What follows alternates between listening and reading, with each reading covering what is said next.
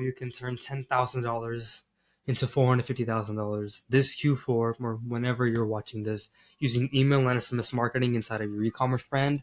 So you can finally stop leaving money on the table, get a step closer to creating and living the life that you really want. And just, even if you have no idea where to start, I will hopefully be able to present you with the information that helps you get there today, right? The reason why I said 10,000 to 450,000 could also be said for 100,000 to 4.5 million is because I was looking into a lot of studies and a lot of stats and statistics and surveys and etc.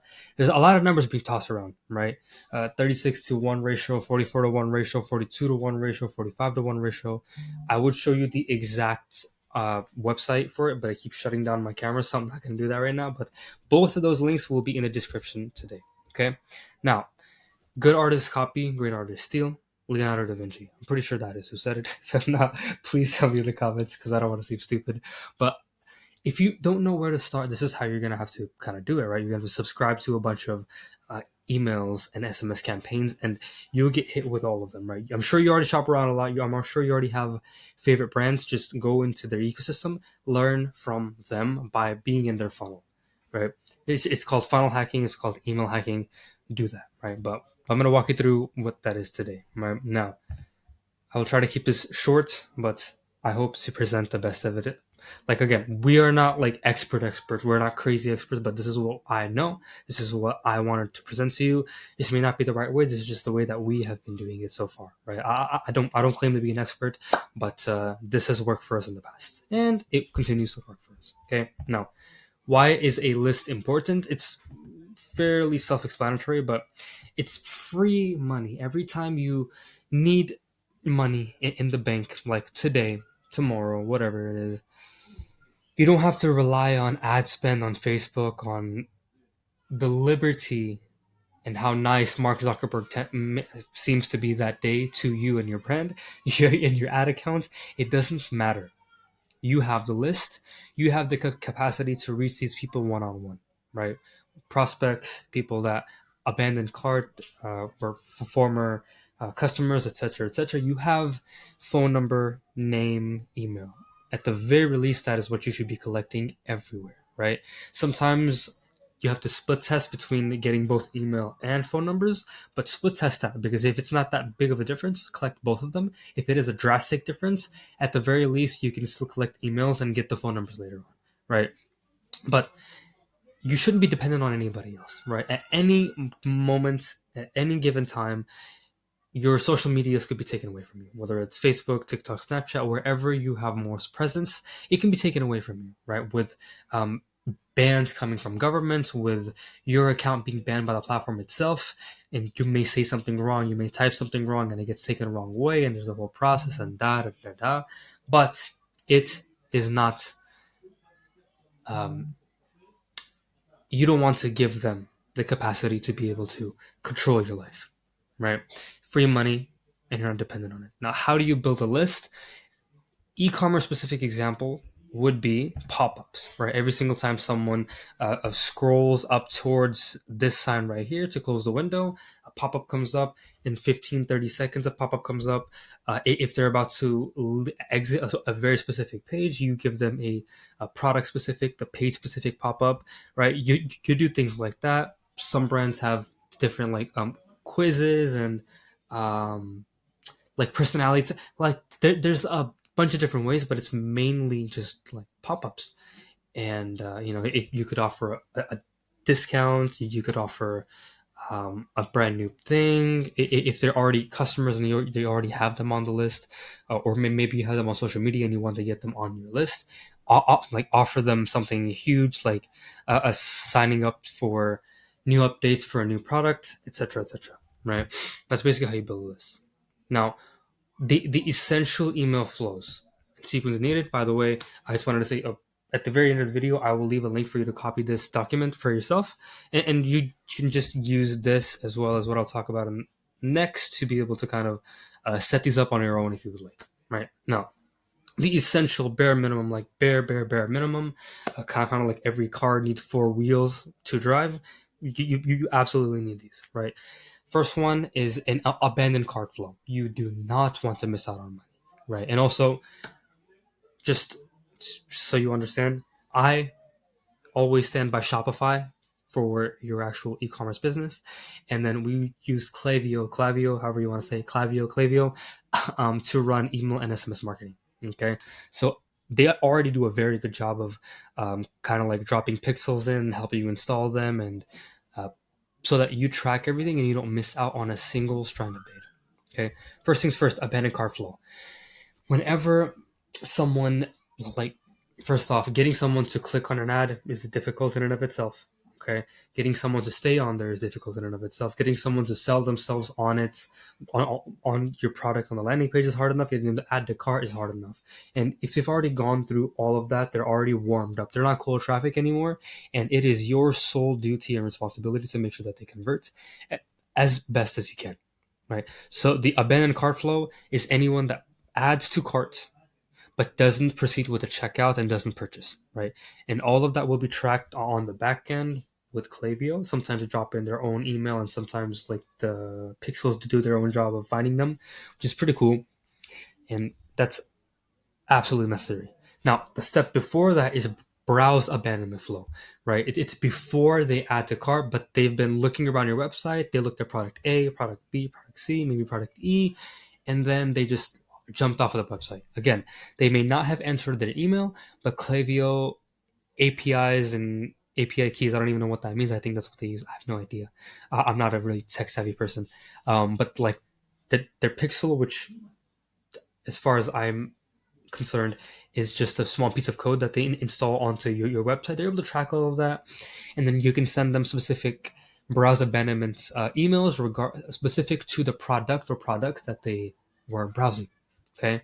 Now, the third one is the welcome series, which can also be mixed with a founder story, right? Like if your brand has a story about you as a founder and you want to showcase that because you built the brand because of a solution to a problem that you had in the past, right? Like, for example, a past client of ours was having skin problems. She made her own concoction to help with her skin, and it worked for her, and that turned into a brand. So that's a really cool founder story that can help you relate with your prospects and customers, and it helps them build a bond with you and build a relationship with the brand and you, and purchase from you rather than anyone else, right? No matter how famous or popular the next brand happens to be, they have built a bond with you, right? But a welcome series is basically every time there's a pop-up or something like that, you always bring them into some sort of a sequence that tells them about, well, first you thank them.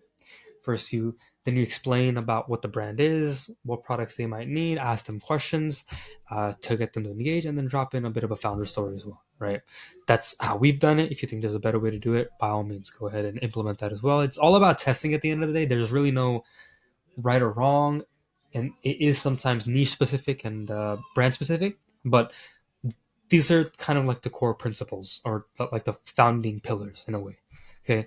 And then, of course, 4 is a customer thank you flow. When, let's say, a pop-up was offering them a discount, or you were offering them some free PDF or something along the lines of that, you thank them, okay? Or after purchase, like, again, that's actually 4. It could be combined with 5, but 4 is a post-purchase follow-up flow.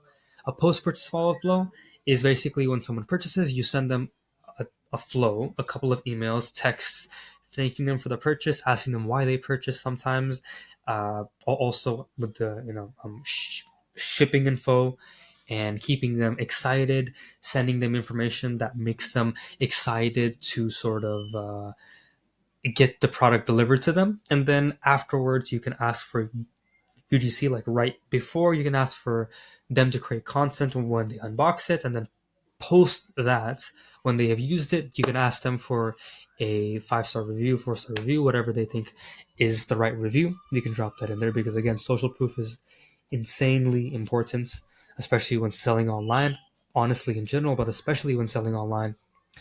And then UGC, user generated content, is also very, very important, especially when it comes from customers, because they do the selling for you. One, you don't have to give them a script or anything. You can help them with the basic structure, but you don't need to give them a lot. 2, content is very, very, very expensive, especially the high production, crazy advertisements can be very, very, very expensive, right? And so, what if your happy customers just made the content for you? Who better to create the content for you to help you get more customers than previous happy customers, right? It just 1 + 1 = 2. It makes sense. Now, moving on, we do something called quick cash campaigns. Okay, quick cash campaigns to me are exactly as the word goes, quick cash campaigns. It's campaigns that allow you to get paid today. If you desperately need money for, let's say you have to pay off some sort of a business loan, you have to make payroll, you have to, uh, you see a Facebook ad campaign, a TikTok ad campaign doing really well, and you want to double it up and scale it, you can use free methods like email and your list and SMS to do quick campaigns, right? It could be selling the same product to old customers again, this time, like, or you can launch a new promotion for an old product, or a bundle of products, and you can just find ways to quickly generate money. And of course, just launch a new product, right? I'll go into that a little bit more on how you can basically find winning products without going crazy, uh, for a very for $0, if not like a very small minuscule amount than you would have to otherwise, right? Now, again, amazing. I just popped up right next to it. How do you test product with just email for free? Okay, here's the way that we do it, and here's how we suggest that you do it as well, right? Now, you would basically, so the traditional way of launching a new product is you think something's going to work, you do research and development, you get thousands of pieces made, which cost money, and then you have to store it somewhere at a third party logistics company, or maybe your own warehouse or somewhere else. And then you just spend tens of thousands of dollars creating ads and writing copy and hiring these people and these actors and writing scripts, and then you launch with tens of thousands of dollars on Facebook, TikTok, and all of these platforms. You launch the ads, and it flops, or maybe it works very well, which is beautiful for you, right? But there's a way that you can do it without having to put so much time and capital into it as an investment before you do it, right? The goal with every new launch, every new test, is to create an MVP, a minimum viable product, to just pump out there really, really quick, get as much controlled market data as you can. And then based on that, you can make changes if needed, or completely drop whatever you're doing and move on to the next thing. But then you move on with it slowly, right? So here's the way that we do it with just your email list, right? Use your most engaged segment. I'll go into segments and segmentations in a second, but use your most engaged segments, your VIP customers, which to us are usually people that spend 2 to 5 times your AOV, right? Whatever your average order value is, your VIP customers tend to spend 2 to 5 times that, or they make 2 to 5 times the purchases that normal people do. And then, of course, you also reach out to customers, etc. Right? I would use the most engaged, the more ready to buy people first, just to make sure that I get good data first, right? Then you run a soap opera sequence to launch the product to them. If you follow ClickFunnels, Russell Brunson, the whole .com secret stuff, a soap opera sequence is basically a an email sequence that hooks the next email in the flow, right? It's like you hook them with a story. You hook them. There's a story and there's the offer, but with the soap opera sequence, there's no offer at the end. It's just a hook to the next email, right? And you just keep doing it, and you can do this when promoting a brand new product. And then at the last email is an actual offer, right? Hook, which is usually the subject line and the first lines of the email, the whole story of the email, and then the offer at the very end where you launch the product to them, right? Now, when you choose, let's say, 100 people, 200, 500,000 people to test with at first, like a smaller batch, if there's a positive response to that and you get positive feedback, you make the changes, you do etc., etc., you improvise, and then you launch to the entire list. You don't launch ads yet, you launch it to the entire list. And if even after that email launch is successful, you probably will have sold out all of your products anyways. But if you haven't and you want to keep it pumping, then I would use all of that. First off, doing all of that, you'll get a bunch of UGC anyways for free because you launched it with the email, and then people will get it, and you'll get positive information there. And then you just launch ads like crazy because now you have reviews, you have social proof, you have content made already, and it costs you maybe a tenth of what it would have normally cost, and it probably was faster than it would have been before. Okay, now that's how we would do the how to test product with email for free. I don't know why I get this question asked a lot, but how do I add SMS marketing into this whole thing, into the mix? It's not this or that. It never should be with anything, honestly. But you can test this. Again, you can do only SMS campaigns, or you can do only email SMS or email SMS campaigns, or you can just do email campaigns. But sprinkle it in every email flow. That's kind of the way that we do it. It's historically email, or I'm sorry, texts have a 95 to 99% open rate. So it's insane. If you don't use it, it's very stupid to do so. But I will say, you cannot abuse SMS. You don't want people to get fatigued from your SMS. It should be sprinkled in. Keyword sprinkled in. Like every 3 to 4 emails, it's kind of dropped there, right? And it's only dropped when they actually need it, like for a shipping update, a tracking update to say thank you, to offer a discount that is coming up, a new product launch, something along the lines of that. Right, now let's move into segmentation. Okay, I will walk you through the actual platform as well, real quick. But segmentation is basically a way to track, analyze, and separate your list based on actions and conditions, like things they've done and things they haven't done. Like you could segment a list on who is most engaged, who purchased from you via email, who purchased from via Instagram. Um, if they if they purchased on Instagram, but the AOV was over 2 times the or I'm sorry, if they purchased through Instagram and their purchase value was over 2x the AOV, and they always purchase from Instagram, you can segment that out, create a separate list, and only send them content and prompts and UGC stuff specific to Instagram because you know that's their home, right? So that's basically what said. I don't know if I explained that correctly. If not, just please Google it because I definitely need to work on how to simplify things. But that is basically what that means, right? Why is segmentation needed? It helps you have a higher conversion with your marketing efforts, right? Like let's say um, on your entire list, there's people that have never bought. There's people that have just seen you somewhere and they were on one of your product pages a long time ago. There may be someone that has never opened one of your emails, even though they signed up via pop up. There might be someone that purchases like almost every day from you. And what if you send them the exact same email with the same kind of um, copy, the same hook, the same subject line to everybody? It wouldn't make sense. It really wouldn't make sense. If you send someone, let's say they purchase this bottle of water from you, and they purchase a bottle of water. They purchase 2 cases of water. Okay, they purchase cases of water, and then there's someone that's dying of thirst, and then you just basically send all of them the same email saying, "I know you're dying of thirst. Here's our water bottles." The other person is like, "This isn't for me," and they will start to get annoyed the more they get that. Right now, if you know someone is dying of thirst, they're based in Los Angeles, and they have opened your website 4 times, you can send them very specific emails about like, listen, I know the heat in LA is crazy, etc., etc. Um, I feel like you understand the value of our water bottles or whatever it might be, and purchase the water.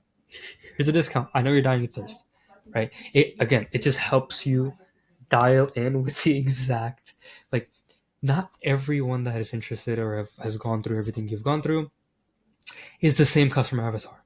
They might be your customer avatar, but they might not be in the same place in their buying journey, right? And so, or they may even speak differently. They may belong to a different sort of demographic, right? And also because of that, because then you can tailor the subject lines to the way they think, the exact stage in the buying cycle, the buyer stage that they're in, and what who they really are. It will be much easier to keep your email domain and deliverability healthy, right? Because every or a higher percentage of your emails will actually be opened, right? The more your email gets open, the more it gets responded to, the more these email providers understand that you don't spam people, right? So it helps you land directly in their primary inbox, which again helps with email deliverability, higher open rates, and higher conversion rates, and higher money in your pocket, or more money in your pocket, right? The more that doesn't happen, it affects your email deliverability. It makes these email platforms, mark your email down as spam. And the more that happens, your emails don't get delivered, and you end up having a very bad uh, email domain, and the health is very heavily affected, and your list starts to die off, and it's just a bad downward cycle spiral that you don't want to go through, right? Or you could focus on the things that I just talked about, and it can be an upward spiral. And segmentation really helps with that. I mean, of course, there's a lot of other things that help with that as well, but segmentation helps with that a lot, right? Now, how does it work? Now, this is the part where I'm supposed to show you and like sort of create these segments and how it'll work in real life. And I'll go through it actually while I'm doing all this as well, right?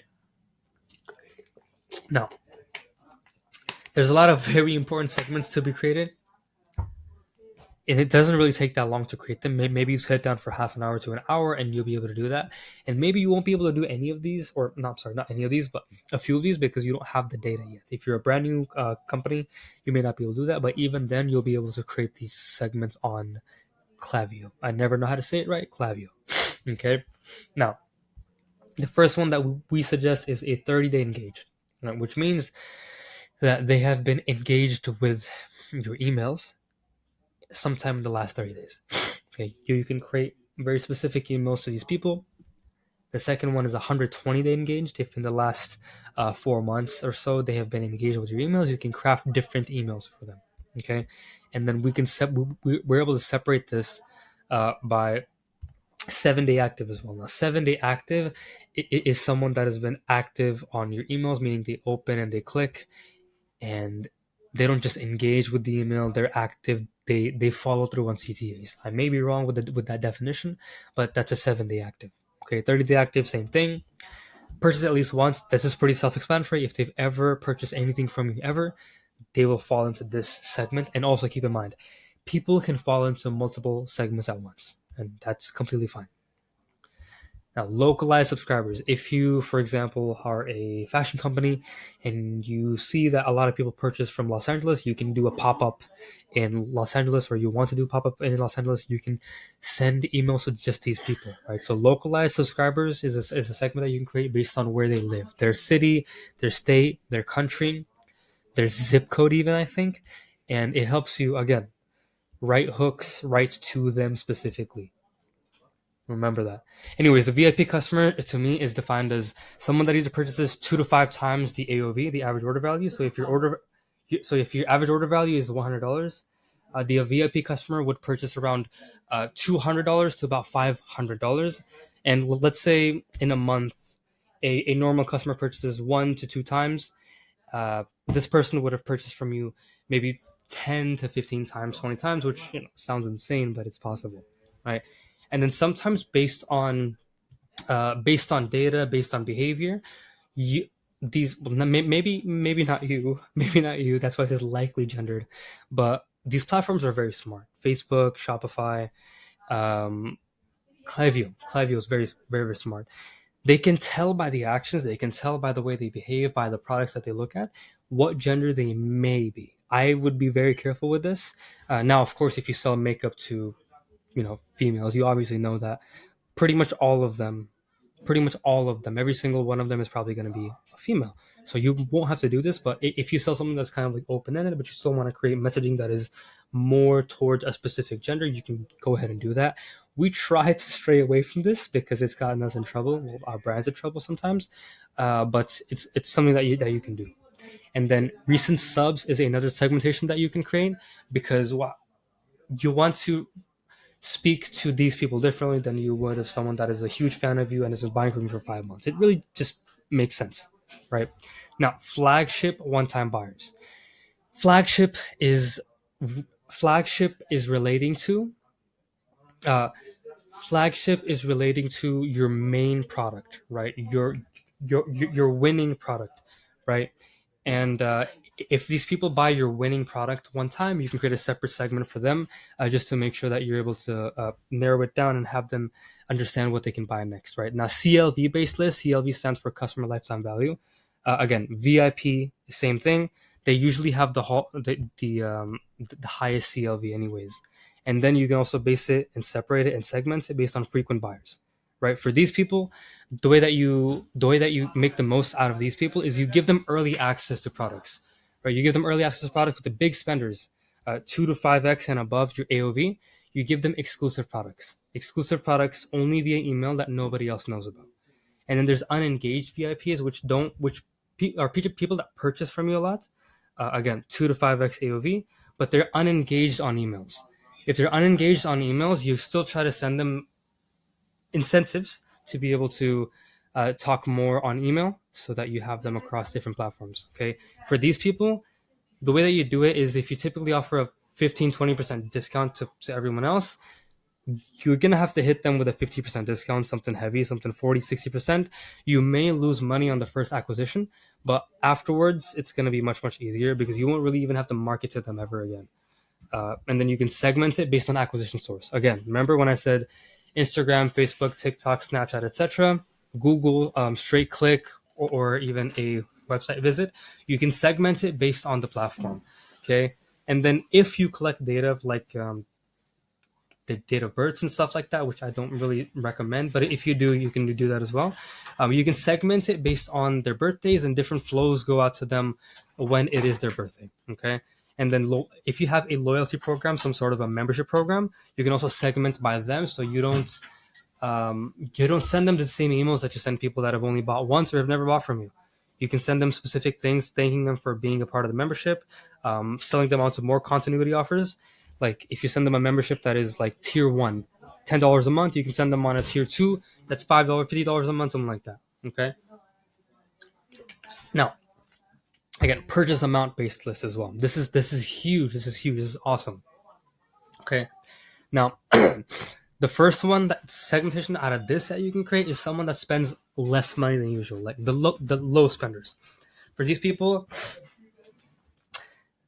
your email copy is going to be based around value, like what value do they actually get, and which, again, we never work with a brand that doesn't actually solve someone's problems, right? Like those fidget spinners, they really didn't solve any problems, but it was marketed in a way to show that people that have ADHD, that have OCD, it helps calm them down. Some people took that, some people it works.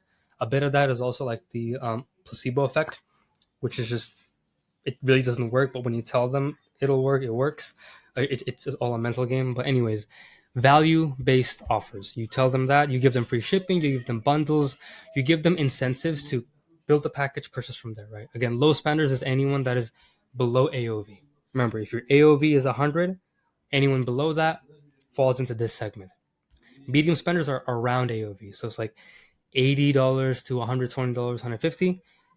Those are medium spenders. Okay, for these people, they get exclusive discounts, they get early access again, and then based on behavior, based on conditions, based on segmentation, they're able to get personalized recommendations, or depending on what they purchased before, what they didn't purchase before, what they browsed before. Remember, there's codes on your website that are installed by these amazing platforms. They track everything imaginable. They track everything imaginable. You don't have to do the hard work. They do all the hard work. You just create the segment and write the copy. Even writing the copy, I will show you how to make that easier. Okay. Now, the high spenders are, again, these are the ones that fall into VIP, but in this case, it would be anyone that's above AOV, above 100, above 150, above 200. With these people, you express appreciation every single time. You offer them VIP rewards, like even 3-month packages of your continuity offer free, like your membership program, 6 months free. Just give it to them, because they'll continue spending more money with you.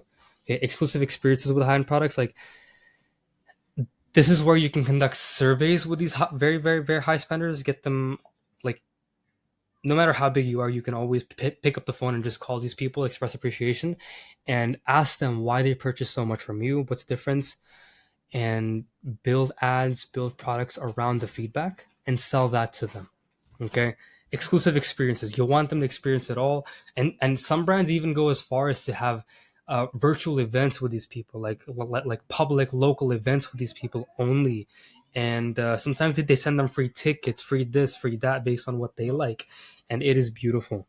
These high spenders are what keeps your business running, and you want to make sure that you're able to, serve them correctly. Now, I will quickly build out a 30-day engaged segment here. Okay, let me just do this right. Example 30-day engaged. Okay, tags. So this was a Klaviyo account of one of our old clients. It's active under us for some reason, but they have gone out of business, which is a whole different topic, but a condition.